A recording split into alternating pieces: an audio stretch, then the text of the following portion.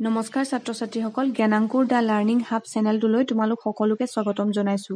মই আজি তোমালোকৰ লগত আলোচনা কৰিম HS সেকেন্ড ইয়াৰৰ ফাৰ্ষ্ট নম্বৰ ইউনিটত আছে 10 নম্বৰ টপিকটো। হেতু হৈছে উৎপাদন সম্ভাৱনীয় সীমাৰেখা প্ৰডাকশন পসিবিলিটি ফ্ৰন্টিয়াৰ।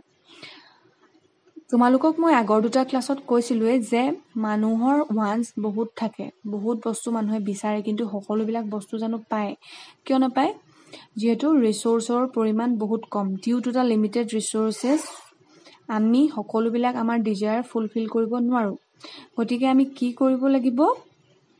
সেই বস্তুখিনি আমি কেনেদৰে উপযুক্তভাৱে আমি ব্যৱহাৰ কৰিব লাগিব। যিটো বস্তুৰ চাহিদা মাৰ্কেটত বেছি সেইটো বস্তুৰ আমি উৎপাদন পৰিমাণ বঢ়াই দিব লাগিব, আৰু যিটো বস্তুৰ চাহিদা কম সেইটো বস্তুৰ উৎপাদন কমাই দিব লাগিব। গতিকে কোনো এটা বস্তুৰ উৎপাদন আমি প্ৰডাকশনটো আমি কেনেদৰে বঢ়াম? কি কৰিব লাগিব? ফেক্টৰ অফ প্ৰডাকশন তোমালোকে সকলোৱে জানাই। মই আগৰ ক্লাছত কৈছো ফেক্টৰ অফ প্ৰডাকশন কি লেণ্ড, লেবাৰ, কেপিটেল, অৰ্গেনাইজেশ্যন। গতিকে আমি যদি ধৰি লোৱা মই ধান আৰু কপাহৰ কথা কৈছো, যদি মাৰ্কেটত ধানৰ চাহিদা কমি গৈছে আৰু কপাহৰ চাহিদা বাঢ়ি গৈছে, গতিকে আমি কি কৰিব লাগিব? ধানত আমি যিখিনি লেণ্ড, লেবাৰ, কেপিটেল, অৰ্গেনাইজেশ্যন ব্যৱহাৰ কৰিছিলো সেইখিনি আমি কলৈ লৈ যাব লাগিব?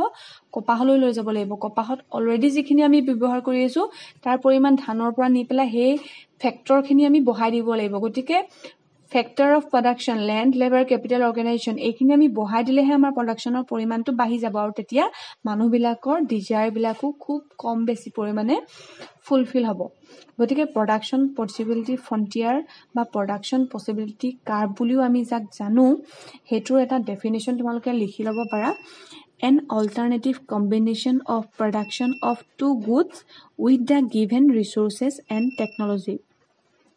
Alternative combination মই তোমালোকক কলো যে এটা বস্তু উৎপাদন বঢ়াই দিলে আনটো বস্তু উৎপাদন কমাই দিব লাগিব, আৰু হেতু বঢ়াই দিলে আৰু ইটোৰ বঢ়াই দিব লাগিব। গতিকে কি কৰিব লাগিব? অল্টাৰনেটিভ কম্বিনেশ্যন হ'ব লাগিব দুটা বস্তুৰ মাজত। গিভেন ৰিসোৰ্সেস দিয়া থাকিব, যেহেতু কিবা এটা বস্তু উৎপাদন কৰিবলৈ মনি লাগিবই আমাক। গতিকে সেই পইচাটো দিয়া আছে, কিমান পৰিমাণে আমি ইনভেষ্ট কৰিম সেই প্ৰডাকশনত, সেই পইচাটো পৰিমাণ দিয়া আছে। আৰু টেকনলজিটো লাগিবই, গতিকে সেই টেকনলজিটো কনষ্টেন্ট হ'ব লাগিব।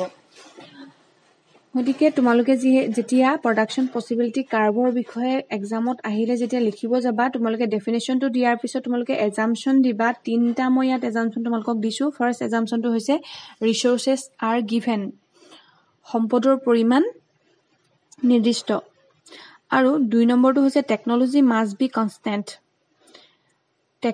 যিটো টেকনলজি আমি ব্যৱহাৰ কৰিম সেইটো হৈছে ৰিমেইন কনষ্টেন্ট, সেইটো বঢ়াব বা আমি কমাব নোৱাৰো। আৰু 3 নম্বৰটো হৈছে alternative comparison between two goods. Alternative comparison মানে যিটো বস্তুৰ চাহিদা বেছি সেইটো বঢ়ালো উৎপাদনৰ পৰিমাণ, আৰু যিটোৰ পৰিমাণ কম, চাহিদা কম, সেইটো পৰিমাণ কমাই দিলো। গতিকে alternative comparison between two goods হ'ব লাগিব। এডাল কাৰ্ভৰ সহায়ত আমি যদি আলোচনা কৰিবলৈ যাওঁ প্ৰডাকশন পসিবিলিটি ফ্ৰন্টিয়াৰৰ বিষয়ে, এডাল হৈছে প্ৰডাকশন পসিবিলিটি কাৰ্ভ।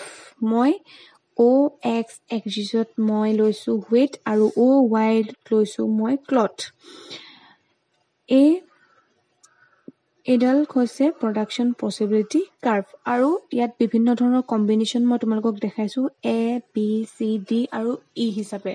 যদি মই চাওঁ A নম্বৰ কম্বিনেশ্যনটোত, ইয়াত কি হৈছে OY পৰিমাণৰ কি হৈছে ক্লথ উৎপাদন হৈছে, আৰু OX পৰিমাণৰহে হুইট উৎপাদন হৈছে। গতিকে হুইটৰ উৎপাদন পৰিমাণ খুব কম, আৰু OY পৰিমাণ বহুত বেছি হৈছে, ক্লথৰ উৎপাদন বহুত বেছি হৈছে। গতিকে আমি A নম্বৰ কম্বিনেশ্যনটোত দেখিলো যে ক্লথৰ উৎপাদন বঢ়াই দিছো আৰু হুইটৰ উৎপাদন কমাই দিছো। যদি আমি E নম্বৰ কম্বিনেশ্যনটোলৈ যাওঁ, তেতিয়া আমি OX ডেছ পৰিমাণৰ আমি কি হৈছে হুইট আমি উৎপাদন কৰিছো, আৰু ইয়াত কি হৈছে OY ডেছ পৰিমাণৰ আমি ক্লথ উৎপাদন কৰিছো। গতিকে কি হৈছে E নম্বৰ কম্বিনেশ্যনত কি হৈছে হুইটৰ উৎপাদন পৰিমাণ বাঢ়ি গৈছে, আৰু OY ডেছ পৰিমাণৰ ক্লথ যিহেতু সেইটো OX ডেছতকৈ কম গতিকে ক্লথৰ উৎপাদনৰ পৰিমাণ কমি গৈছে গতিকে কি হৈছে অল্টাৰনেটিভ কম্বিনেশ্যনো হৈছে যিটো বস্তুৰ চাহিদা বেছি হৈছে সেইটো আমি বেছিকৈ উৎপাদন কৰিছোঁ আৰু ইটো পৰিমাণ কমাই দিবলগীয়া হৈছে আৰু যিহেতু বস্তু যদি ৱেটৰ চাহিদা বাঢ়ি যায় আমি ৱেটৰ উৎপাদন বঢ়াই দিম আৰু ক্লথৰ উৎপাদন কমাই দিম আৰু যদি এই কাৰ্ভডালৰ সব কম্বিনেশ্যন আমি চাওঁ ABCDE তেতিয়া ইয়াত কি হ'ব ৰিসোৰ্স বিলাক ফুল ইউটিলাইজ হৈছে মানে ৰিসোৰ্স বুলি ক'লে ইয়াত আমি পইচাৰ কথা মই ধৰি লওঁ ইনভেষ্ট কৰিছো 10 লাখ টকা গতিকে সেই গোটেই 10 লাখ টকাটো ইয়াত আমি ব্যৱহাৰ কৰিব পাৰিছো ABCDE এই গোটেই কম্বিনেশ্যনত আমি 10 লাখ টকা যদি আমি এড উৎপাদন কৰো এটো 10 লাখ পৰিমাণ আমি ব্যৱহাৰ কৰিছো যদিও কম্বিনেশ্যনটো বেলেগ B2 কৰিছো 10 লাখ টকা ইউজ C2 কৰিছো D2 কৰিছো পইচা পৰিমাণ সকলোতে ইনভেষ্ট সমানে কৰিছো কিন্তু কি হৈছে কম্বিনেশ্যনটো বেলেগ হৈছে ক্লথ আৰু ৱেট উৎপাদনৰ কম্বিনেশ্যনটো প্ৰত্যেকটো বিন্দুত বেলেগ হৈছে গতিকে production possibility curve বুলি ক'লে তোমালোকে কি বুজিলা production possibility curve হৈছে an alternative combination of production of two goods যদি আমি C নম্বৰ পইণ্টত যদি আমি production কৰো তেতিয়া কি হ'ব আন্ডাৰ ইউটিলাইজেশন অফ ৰিসোৰ্স মানে আমি 10 লাখ টকা যেহেতু আমাক দিয়া আছে 10 লাখ টকা আমি ইনভেষ্ট কৰিব লাগে A B D E ত আমি হেতু গুটেটো পৰিমাণ ব্যৱহাৰ কৰিছো গতিকে C ত কি হ'ব 5 লাখে ব্যৱহাৰ হৈছে গতিকে কি হ'ব আমি ইয়াৰ পৰিমাণ আৰু আমি ইয়াত পইচা ইউজ কৰিব পাৰো প্ৰডাকশনটো বঢ়াবৰ কাৰণে গতিকে C ৰ পইণ্টত হৈছে আন্ডাৰ ইউটিলাইজেশন অফ ৰিসোৰ্সৰ ফুল পৰিমাণে ব্যৱহাৰ হোৱা নাই আৰু যদি আমি F নম্বৰ পইণ্টলৈ যদি আমি যাওঁ F নম্বৰ পইণ্টত কি